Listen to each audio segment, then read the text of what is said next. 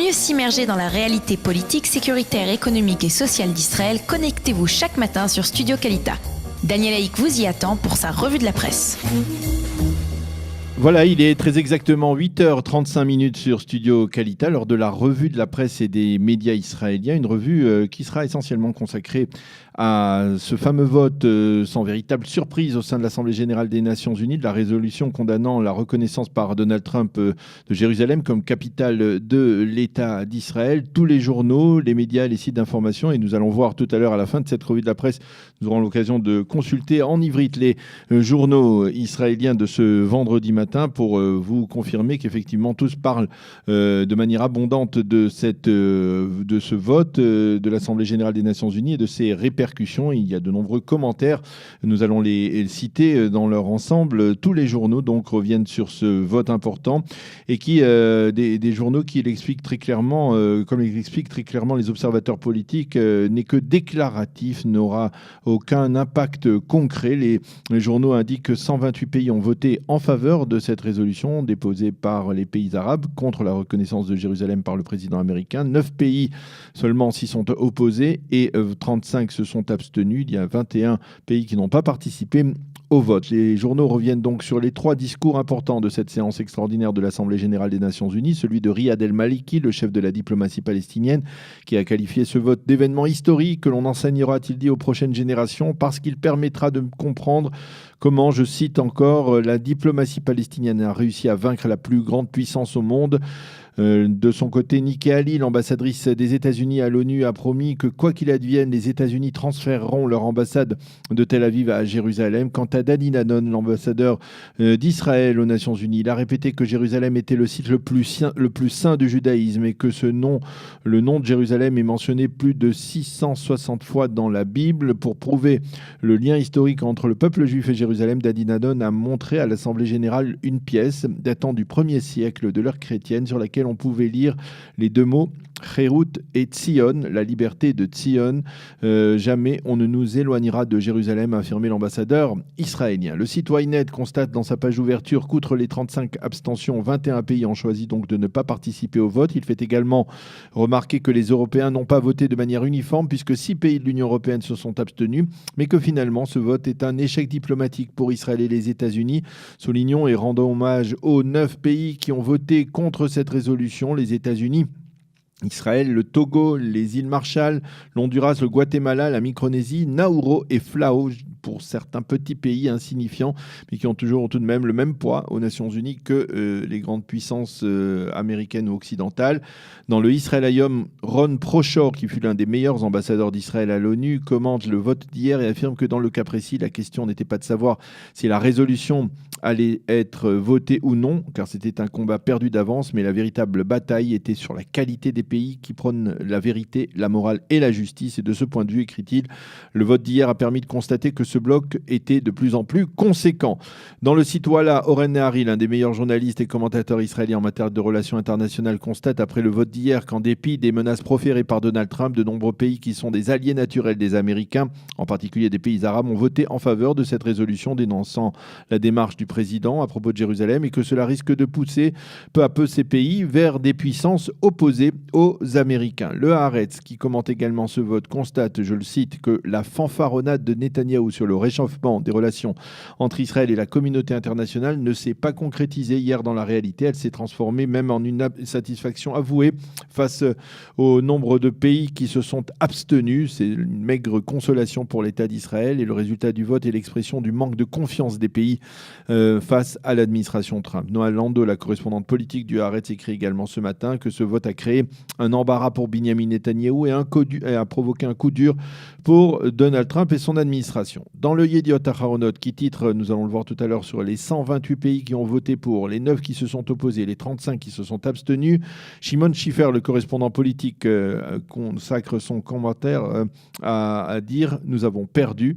Et lui aussi, il est très critique envers Binyamin Netanyahou, qui a l'habitude de parler de changement à l'ONU dans la relation avec Israël. Au vu de ce vote d'hier, le changement est relativement limité, affirme Donc Shimon Schiffer dans le Yediot Ahronoth. Par contre, le doyen des journalistes du Yediot, notre ami Noah Kliger, qui a 93 ans et qui continue à cet âge-là à aiguiser sa plume, en particulier lors d'événements importants, il écrit ce matin en page 2 de son journal « Ce n'est pas nous qui avons perdu ». Et Kliger préfère voir la moitié du verre plein en constatant que pour la première fois depuis des décennies, il y a de nombreux pays, dont certains pays arabes, qui se sont abstenus et qui n'ont pas voté. Quant aux Palestiniens, même Abou Mazen sait pertinemment qu'il a pris un coup dur hier, car il sait que Jérusalem restera la capitale de l'État d'Israël. Enfin, dans le Maariv, Michael Kleiner, l'ancien député Likoud, se réfère au célèbre ouvrage de George Orwell, 1984, dans lequel il écrit « Le mensonge est devenu réalité, la guerre est devenue la paix et l'asservissement est devenu la liberté ». Pour Kleiner, c'est précisément la réaction incohérente de la plupart des nations occidentales à la déclaration de Trump qui est le reflet de l'importance de cette déclaration. Elle prouve que même 70 ans après la création de l'État d'Israël, la communauté internationale n'accepte toujours pas l'État hébreu dans le concert des nations à part entière. D'autres titres en bref dans l'actualité de ce matin, avec une très vive polémique qui est mentionnée en évidence dans les sites et en particulier dans le Yediot Ahronoth entre la ministre de la Justice, Ayelet Shaked, et la présidente de la Cour suprême, Esther Chayyout. La ministre de la Justice en est prise directement à ceux qui avaient critiqué son projet de loi visant à limiter la capacité de la Cour suprême à casser des lois votées par la Knesset. Même la préservation de l'état de droit doit se faire selon le droit, a-t-elle affirmé. La démocratie israélienne s'éloigne du peuple, a précisé Ayelet Shaked, mettant en évidence, pour exemple, le verdict très controversé de la Cour suprême sur les infiltrés africains dans le sud de Tel Aviv. Shaked a déploré, je cite encore, que la justice israélienne actuelle voit plutôt la Jérusalem d'en haut, sous-entendu un état de perfection et de protection à outrance des droits de l'homme, plutôt que le sud de Tel Aviv d'en bas, sous-entendu plutôt que la douloureuse réalité sur le terrain. Le Haaretz, lui, préfère mettre en évidence ce matin la réaction de la présidente de la Cour suprême, Esther Chayyout, à ces propos de la ministre de la Justice. Le pouvoir de gouverner ne permet pas d'enfreindre la loi, répond Esther Chayyout. Selon elle, les élus qui s'en prennent à la justice israélienne se comportent, je cite, de manière méprisable. Le Israël Hayom reprend ce matin de nouveaux propos incendiaires d'Ehud Barak, qui a affirmé hier que les tentatives de prôner un seul État binational de la Méditerranée au Jourdain et l'actuelle politique du gouvernement Netanyahou se heurteront à l'opposition de principe du Shin Bet et de l'armée. Le ministre des Sciences, Ophir Akounis, a réagi en affirmant que Barak est devenu fou. Le pire des premiers ministres de l'histoire de l'État d'Israël essaye de susciter l'intérêt de l'opinion publique israélienne. En tant que Premier ministre qui a voulu tout céder dans les territoires et qui a reçu en récompense l'intifada, il serait préférable qu'il cesse ses déclarations, des déclarations qui lui font honte. Fin de citation d'Ophir Akounis. Et puis, restons dans le Israël Hayom, qui révèle ce matin que la prochaine manifestation du samedi soir, donc demain soir à Tel Aviv, contre la corruption d'État et contre la lenteur de la justice israélienne dans les affaires liées au Premier ministre, cette manifestation pourrait servir de tremplin à l'ancien ministre de la Défense de Binyamin Netanyahou, Moshe Ya'alon, pour lancer son propre parti politique avec comme associé Yoaz Handel, qui fut lui aussi un proche conseiller de Netanyahou et qui est aujourd'hui éditorialiste dans le Yediot Ahronoth. Pour la première fois, en effet, Moshe Ya'alon participera à cette manifestation et il y prendra la parole. L'association qu'il préside et qui s'intitule l'Association pour un autre leadership a appelé ses sympathisants à participer à cette manifestation en indiquant que lorsqu'il est question de corruption d'État, il n'y a ni gauche ni droite. Voilà donc pour ce survol de la presse israélienne en français, et je vous propose de consulter ensemble maintenant les grands titres, les premières pages des quotidiens israéliens de ce vendredi matin. Alors vous le voyez,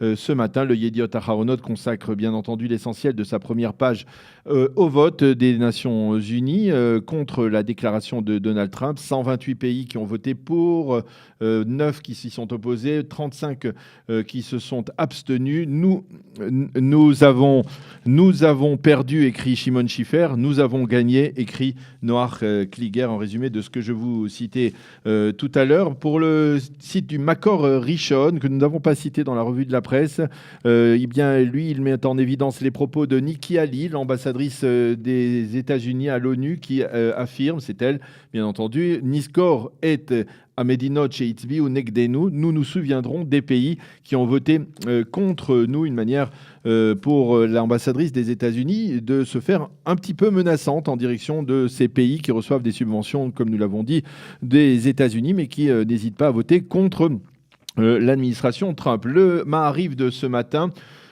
Titre 128 pays contre Jérusalem, 128 מדינot נגד ירושלים, c'est donc le résultat, התוצאות היו ידועות מראש, רוב המדינות המערב הצביעו נגד הכרזת ירושלים של טראמפ, les résultats étaient connus d'avance, la plupart des pays occidentaux ont voté contre la déclaration de Donald Trump en faveur de Jérusalem, seuls 9 pays ont soutenu cette résolution et 35 s'y sont opposés.